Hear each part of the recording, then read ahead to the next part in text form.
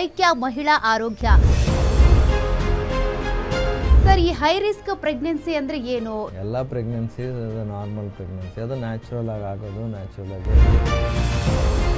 ಕೆಲವರಿಗೆ ಒಂದು 15-20% ನಾವು ಅದನ್ನು ಹೈ ರಿಸ್ಕ್ ಪ್ರೆಗ್ನೆನ್ಸಿ ಅಂತ ಪರಿಗಣಿಸ್ತೀವಿ. ಪ್ರೆಗ್ನೆನ್ಸಿ ಆದಮೇಲೆ ಆ ಪ್ರೆಗ್ನೆನ್ಸಿ ರಿಲೇಟೆಡ್ ಏನಾದರೂ ಪ್ರಾಬ್ಲಮ್ ಆಗಿದೆ, ಅದರಿಂದ ಏನಾದರೂ ಇದನ್ನು ಹೈ ರಿಸ್ಕ್ ಅಂತ ಕರಿಬೇಕಂತ ಡಿಸೈಡ್ ಮಾಡೋದು. ಸರ್, ಈ ಹೈ ರಿಸ್ಕ್ ಪ್ರೆಗ್ನೆನ್ಸಿಯಿಂದ ಯಾರಿಗೆ ಅಪಾಯ ಹೆಚ್ಚು ಅಂತ? ಅವ್ರು any time high risk pregnancy ಆಗಿ ಚೇಂಜ್ ಆಗ್ಬೋದು. ಸೊ ನಾವು ಲೋ ರಿಸ್ಕ್ ಇದೀವಲ್ಲ, ನಮಗೆ ಯಾಕೆ ಪ್ರಾಬ್ಲಮ್ ಅಂತ ಆಗಲ್ಲ. ಕರೆಕ್ಟಾಗಿ ನಡೀತಾ ಇರುತ್ತೆ ಪ್ರೆಗ್ನೆನ್ಸಿ, ಸಡನ್ನಾಗಿ BP ಜಾಸ್ತಿ ಆಗ್ಬೋದು.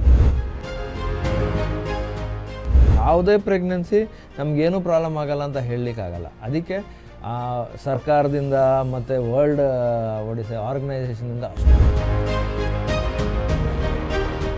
ಸರ್, ಈ ಹೈ ರಿಸ್ಕ್ ಪ್ರೆಗ್ನೆನ್ಸಿಯ ಕಂಡೀಷನ್ಸ್ ಏನು, ಅದ್ರ ಜೊತೆಗೆ ಈ OGTT ಪರೀಕ್ಷೆ ಅದರದ್ದು ಇಂಪಾರ್ಟೆನ್ಸ್ ಏನು ಅಂತ? ಪ್ರೀ ಪ್ರೆಗ್ನೆನ್ಸಿ ಟೈಮಲ್ಲೇ ನಾವು ಇದು ಶುಗರ್ ಟೆಸ್ಟ್ಗಳು ಮಾಡ್ತೀವಿ.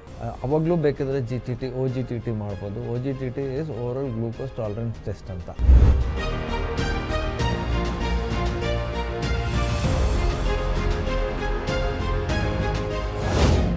ಐಕ್ಯ ಮಿತ್ರ ವೀಕ್ಷಿಸಿ ಮಧ್ಯಾಹ್ನ 12:30ಕ್ಕೆ.